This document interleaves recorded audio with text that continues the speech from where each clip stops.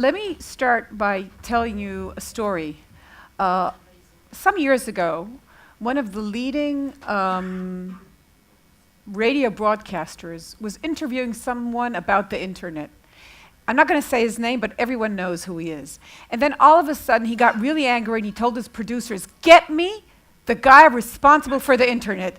Now, the young producers were looking there and saying, "Oh my God, what am I going to do?" Well, we had to wait a long time, and finally, we have the guy who's responsible for the internet sitting with us, so that's a great opportunity.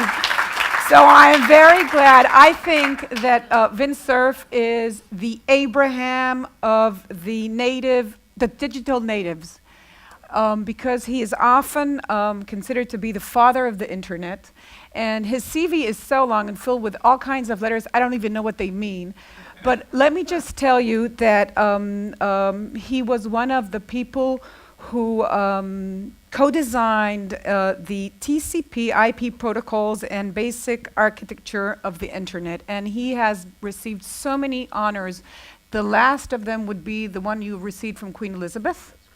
And he was honored by Queen Elizabeth for all his ingenuity. And today he has the title. Now, look, we all know high tech is cool, and they have like this all. I went to Google's office, you know, I got the breakfast and all. Just go there, okay? But your current status title is vice president. I get that of Google, but what in the hell do you mean by chief internet evangelist for Google? What is a chief evangelist? What are you doing? Do you have any Bible or whatever?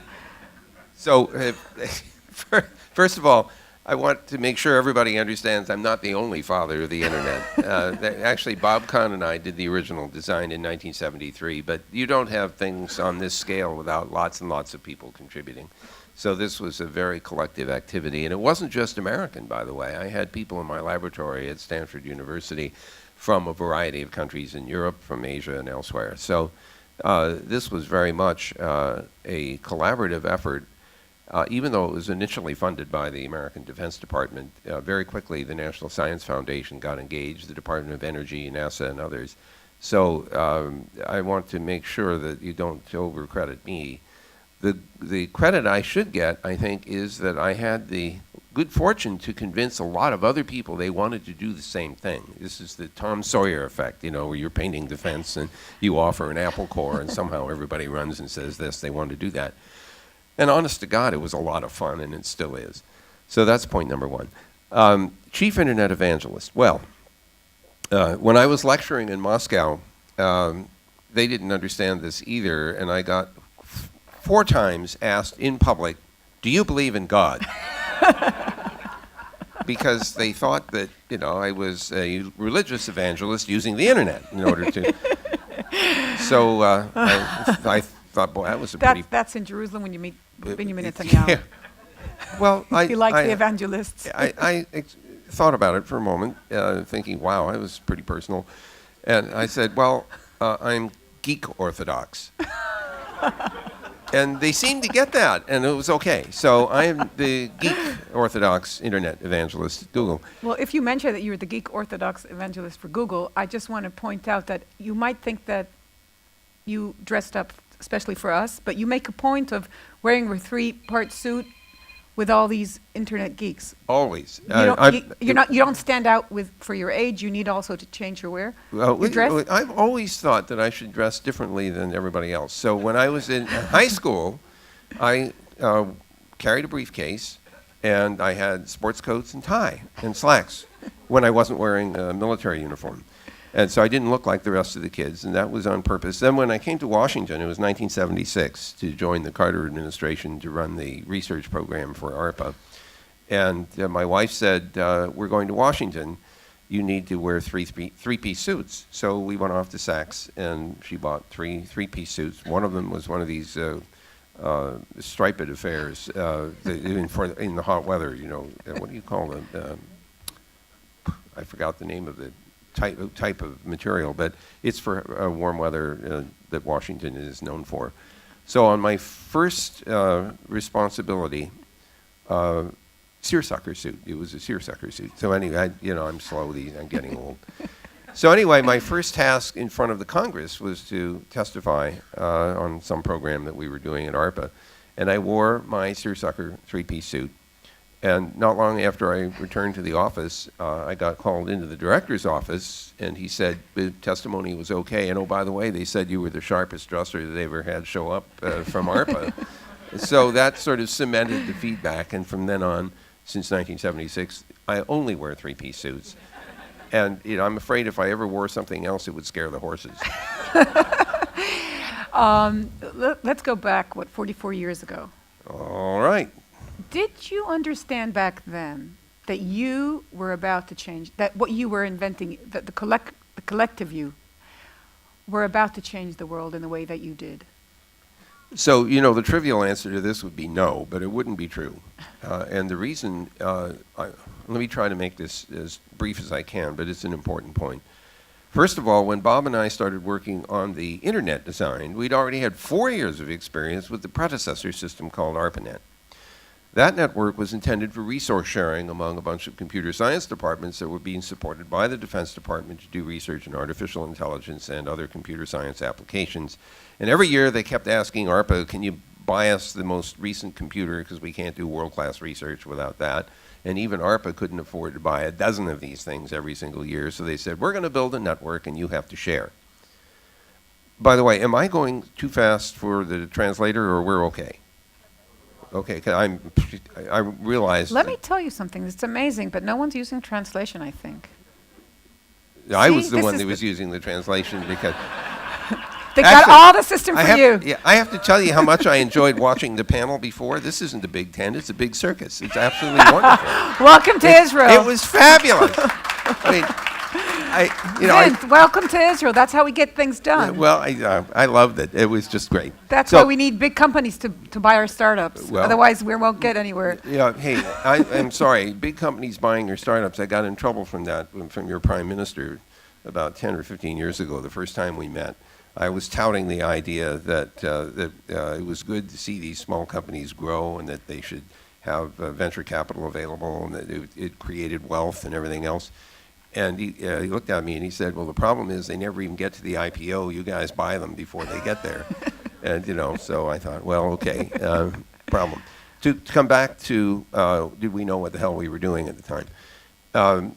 First of all, ARPA, when it sponsored the ARPANET program, had the benefit of leadership of a guy who wasn't a technologist. He was a behavioral scientist, a behavioral psychologist, who was convinced that networks and computers could be used for non-numerical purposes. He and a guy named Douglas Engelbart sort of matched thoughts. And Doug was the guy who passed away just recently, who believed that knowledge work is something that computers could enhance, that people could work collaboratively, if they could share information easily, if they could generate information and discover it quickly, that they could enhance their ability to think. It was augmentation of human intellect. So he went off at SRI International and he built something called the online system. This was a World Wide Web in a box. He invented the mouse so he could point to things on the screen and tell the computer, please pay attention, this is the place I want you to interact about. He built hyperlinking and hypertext into the system so that each document had its own little ID. It was a unique ID, and you could refer to any document. In any one document could refer to any other document in the system, and you could click on the link and it would go to that document. So this is all things that you do every single day on the World Wide Web. He did it in that one machine, and it was accessible to us. More important, email got invented in 1971, 2 years before we started the internet design, and of course it took the entire community by storm, and we recognized the social effect of email. And the reason we noticed this is that within a few weeks of email starting to be used in the community, 2 distribution lists were created. The first one was sci-fi lovers, right? Because there were a bunch of geeks. We all read sci-fi. So we were talking and complaining or complimenting people on their sci-fi stories. And the second one was called Yum Yum. It was a restaurant review for restaurants in the Palo Alto Bay Area. And it was, again, a good example of social use of the email. So then the additional thing, which also helped to cement our belief that this technology we were working on was going to be really powerful, is Xerox Palo Alto Research Center, which is 1.5 miles from my lab at Stanford. I have students who are working there. I have employees at Xerox who are taking classes in my seminars on networking. But in 1973, as Bob and I start working on the internet design, Bob Metcalfe is inventing the Ethernet. And they decide that they all should have computers. And instead of having a big time-shared machine, they each wanted to have their own computer, so they invented the Alto personal computer. It only cost $50,000 each at the time, and they had 250 of them. They were all tied together on a 3.3 megabit per second Ethernet. That's how fast it ran back in 1973. So they had WYSIWYG, you know, what you see is what you get, editing. They had email and a variety of other things.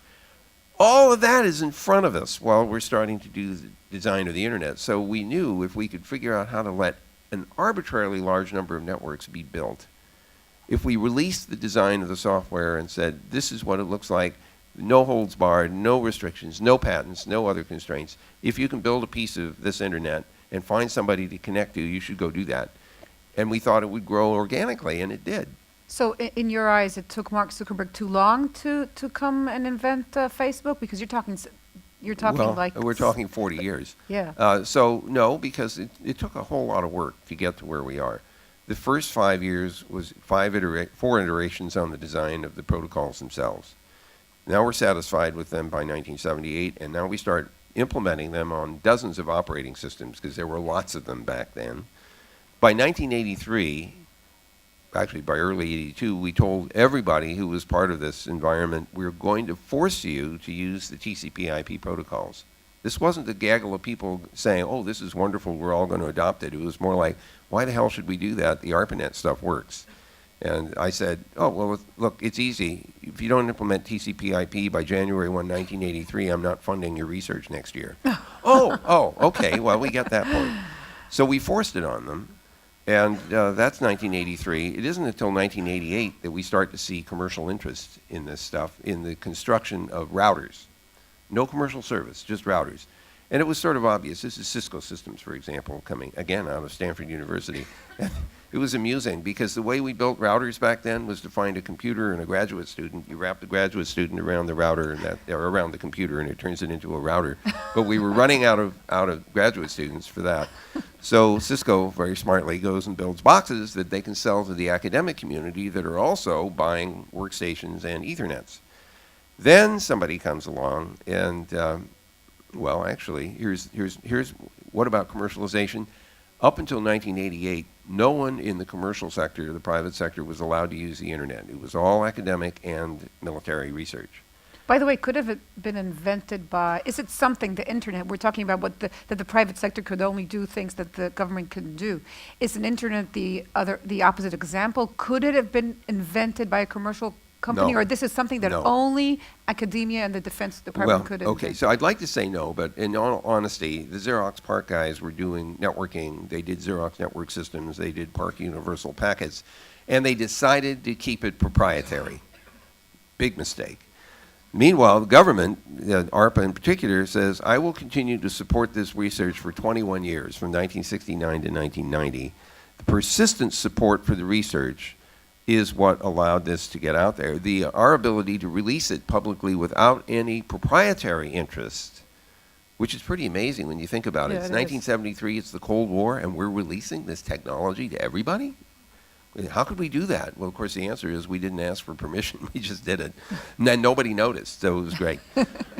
So the honest answer to all this is that by 1988, it's in heavy use in the academic community. NSF has now sponsored its NSFnet backbone. We have several thousand universities that are connected, that are intermediate level networks that are part of this NSFnet backbone. And then I walk into a show called Interop, which my good friend Dan Lynch started. This was an exhibition of what you could do with internet technology. And the rule was, if you showed up with any box, it had to be connected to the show net, and he had to show that you could interoperate with everybody else. So I walked in with Eric Benamou, who was the CEO of 3Com at the time, and the first thing I see is a 2-story exhibit from Cisco Systems. And I turned to Eric and I said, Eric, how much does that cost? And he said, $250,000, not counting the cost of the people that have to man it for a week. And I just stood there, with my jaw on the ground, thinking, holy crap, somebody thinks they're going to make money out of this. Then I thought, well, how are we going to get this into the hands of the general public? Because I couldn't imagine that the government would pay for everybody's personal use of the internet. So I thought, okay, nobody's allowed to use the government backbone for commercial services right now. How can I fix that? So I proposed to the Federal Networking Council to connect the MCI mail commercial email service, which I built for MCI in the early 1980s, to the internet as an experiment to see whether or not we could get these two systems to interwork. Of course, my purpose was to break the logjam and to allow commercial traffic to go on the government backbone. And the theory there was that we would be able to show the private sector that there was a market for service, not just a market for equipment. So I go off to the Federal Networking Council, and they go off in the corner, and they come back and they say, okay, you can do that for a year. So we get it fired up. We turn it on in 1989. We tell everybody MCI mail is hooked up to the internet. And the first thing that happens is all the other commercial email guys, CompuServe and Telemail and OnTime and all that say, wait a minute, those MCI guys can't have access to the system. We want to be connected to the internet too. The government says, okay, you can do that. And what did they discover? Up until that point, every one of them had been a little island. And they couldn't communicate with each other, and they didn't want to. They wanted to hang on to their customers, right? But they're all interconnected to the internet, and they're all following the standards of the internet. Holy crap, suddenly they can interact with each other. Their customers were talking to each other through the internet. And, of course, it wiped out commercial email, but that's okay. Free, it's hard to compete with free. So the end result of that was the institution of 3 commercial internet service providers in the U.S. in 1989. So what did surprise you on this journey? The biggest surprise for me was watching what happened when Mark Andreessen's version of the World Wide Web hit the internet. This was like 1992 when he did the Mosaic graphical browser. Up until that time, Tim Berners-Lee did the original design at CERN in 1991. I'm not sure we follow, so... I'm sorry? I didn't follow you. Okay. No. Okay. Tim Berners-Lee, a Brit, at CERN in Geneva, built the World Wide Web and released his design in 1991, December of 91. Nobody noticed.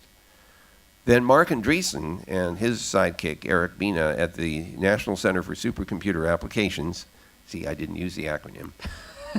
She warned me about that. Invented the Mosaic, which was a graphical version of the browser.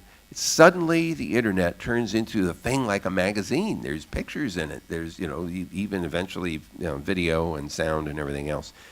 And so it takes the community by storm. It's downloaded 1 million times in 2 weeks. And Jim Clark notices this immediately, the founder of Silicon Graphics, grabs Andreessen, brings him to the West Coast, and starts Netscape Communications. And Netscape goes public in 1995. The stock goes through the roof, and the dot boom starts. Then comes the dot bust in April of 2000. But that's okay. The reason there was a dot bust is that the venture capital guys had gone, frankly, nuts. Anybody who said they were doing anything with internet got money thrown at them. And, of course, they spent it.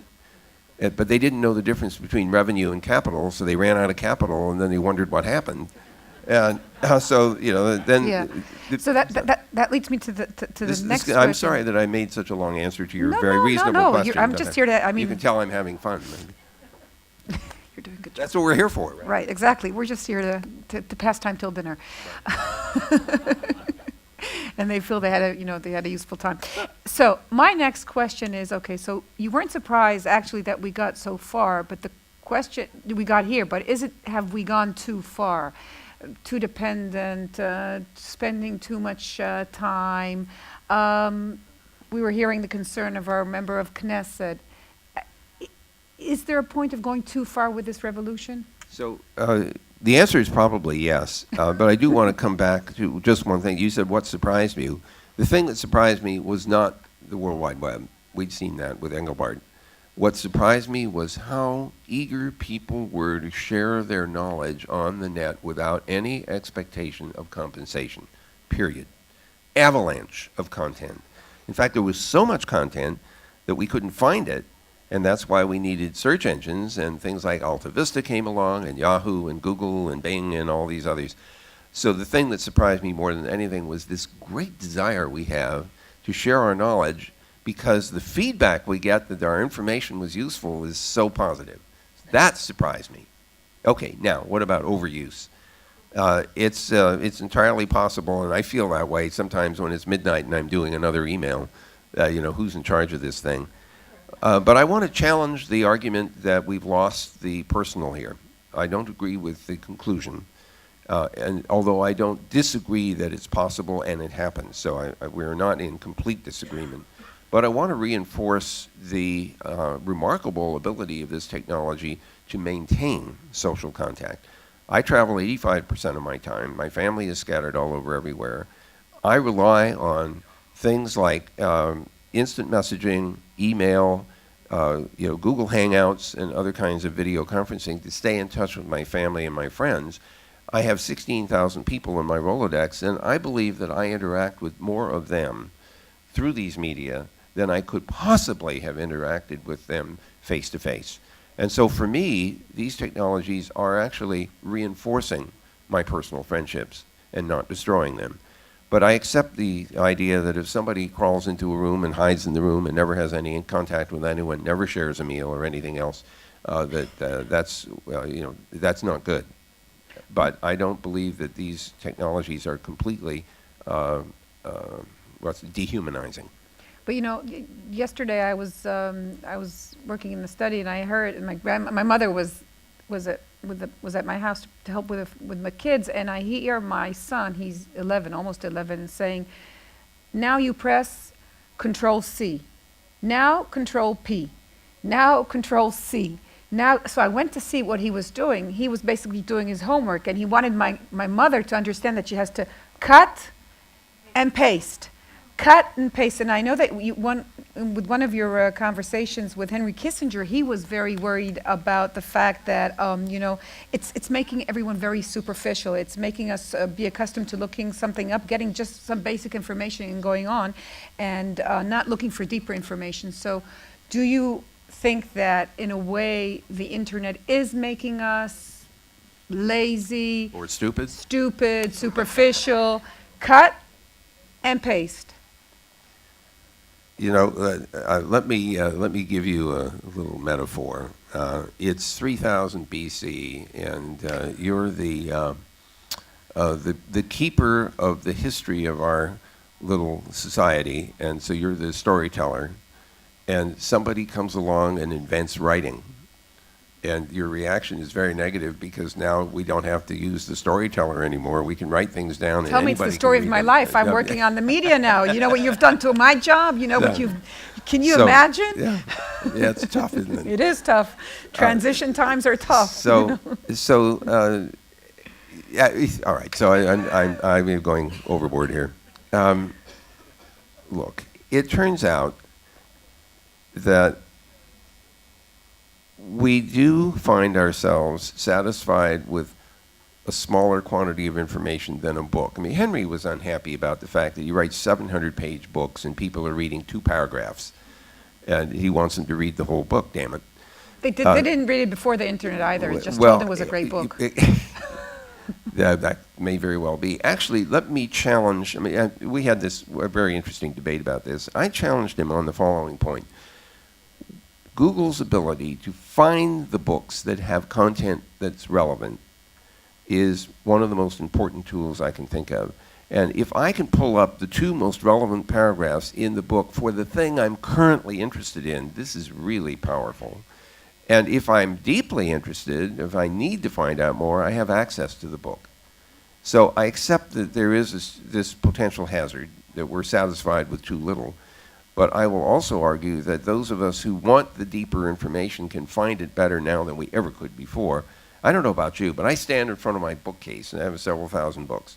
And I know one of them in there is the thing I'm looking for, but I can't remember which one it is. I love the idea that I might be able to go online, do a search, find the sentence that I'm looking for that tells me which book it's in, and then I go pull it off the bookshelf and read it.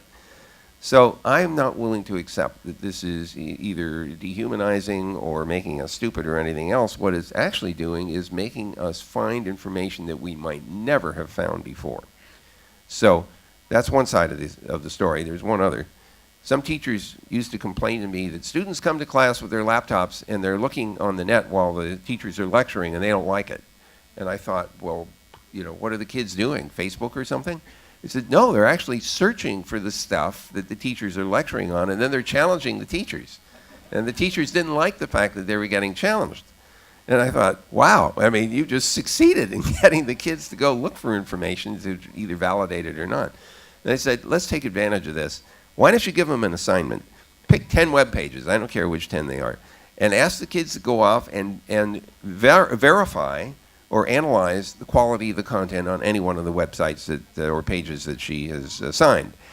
Oh, no, by the way, they're not done if the only information they use to do this validation is on the net. There's also this place, it's called a library, and it has things in it called books. And the books often have information that isn't online, and so you have to do your homework, including doing the relevant lookup in the library in the books.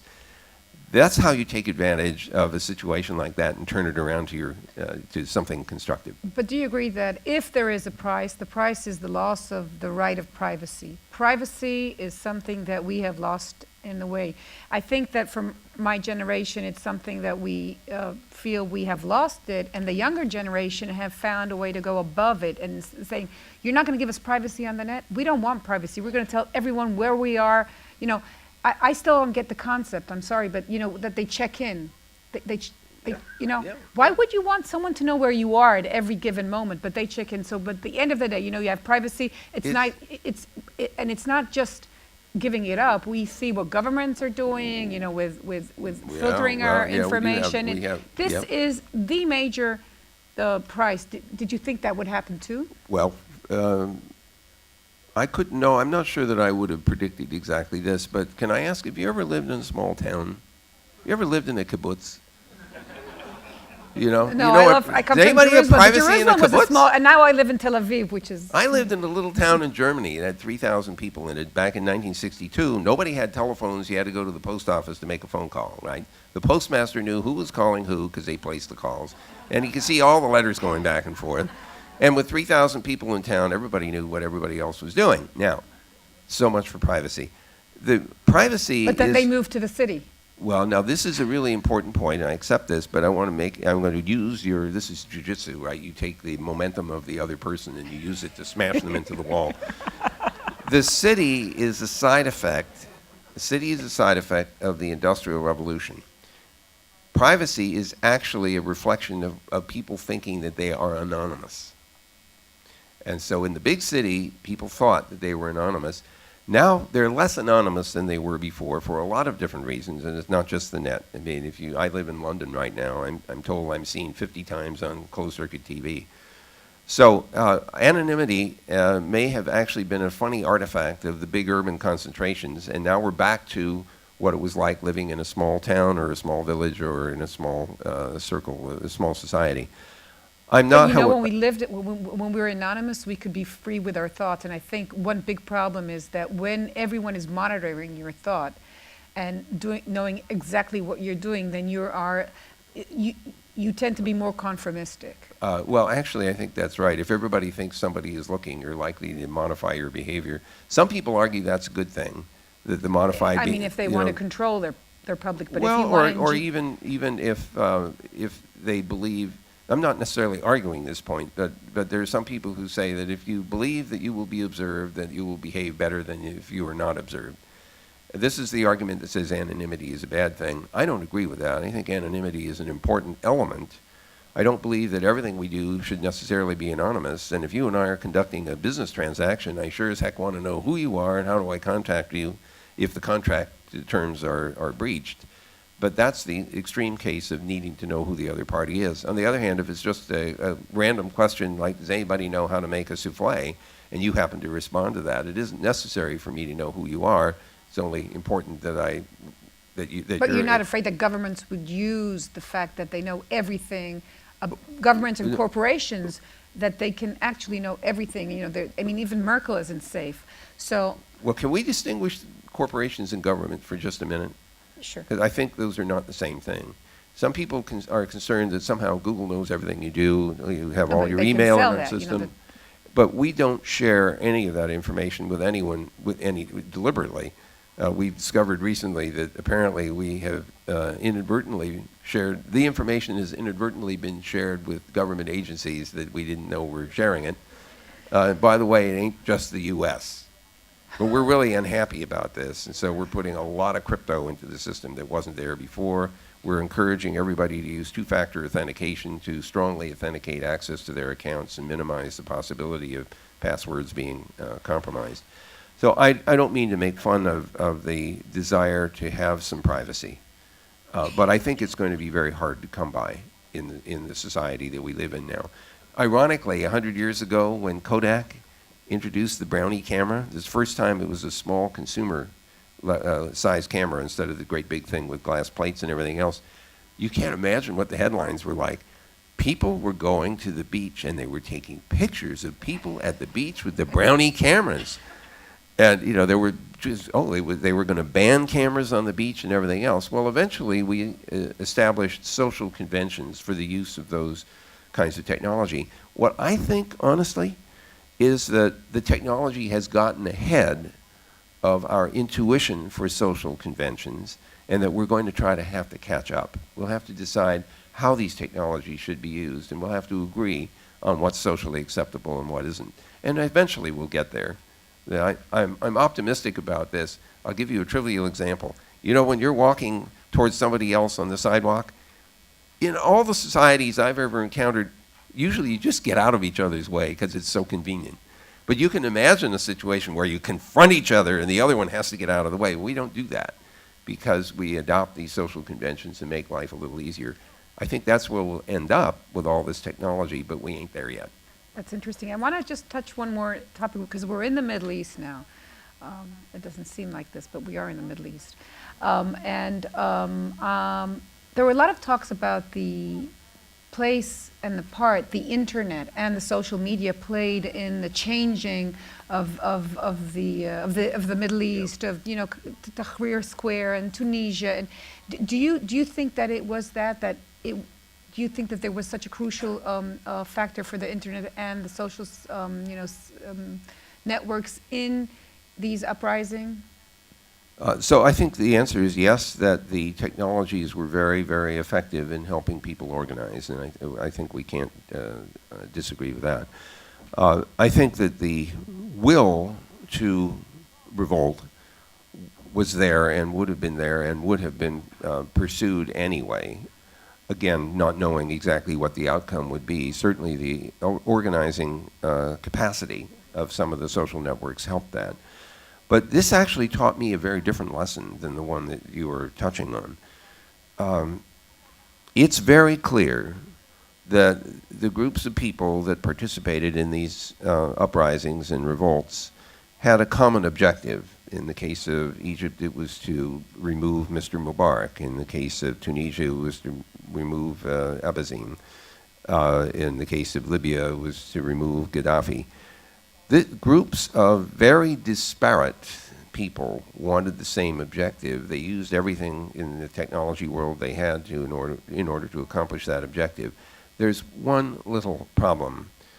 They didn't talk about or have a plan for what happened afterwards. And the fact that you can organize people to do X without thinking about what happens after X tells you exactly why this kind of behavior is risky. And we're seeing it now in the disintegrating political structures in North Africa. So the lesson for me is don't pound your chest and say, look how wonderful and powerful these technologies are. They can clearly be used to get you into a lot of trouble. And the lesson is pay attention to what comes next. Think through not only action, 1, 2, and 3, but maybe 4, 5, and 6, in order to figure out what the heck you're doing. Finally, I wanted to ask you, we can't imagine our life without the internet today.